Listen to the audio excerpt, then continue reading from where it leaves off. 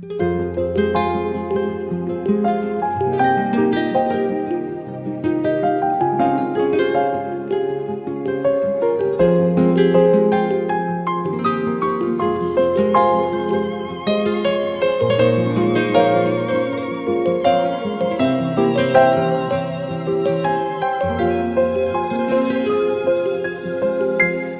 sende durmam diyor,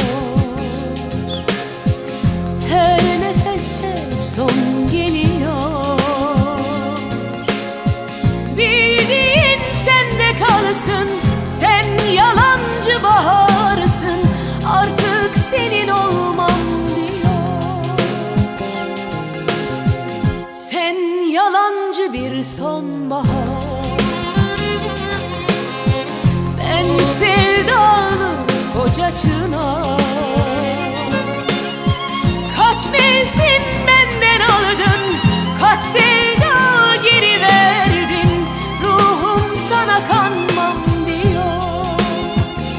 Söyle kaç bahar oldu, penceremde gül soldu, belki de zaman doldu, sevdiğim dönmüyor.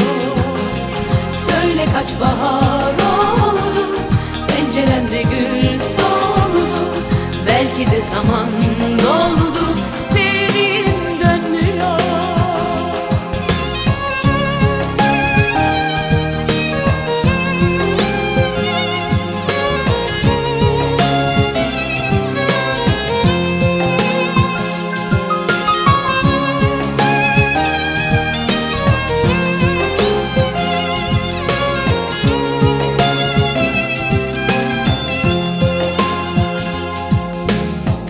Hayat sende durmam diyor,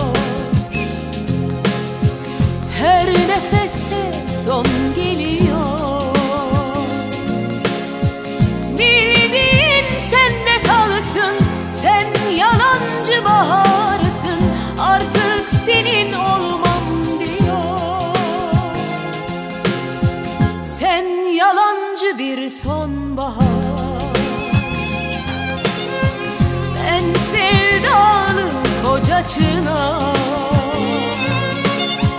Kaç mevsim benden aldın, kaç sevda geri verdin, ruhum sana kanmam diyor.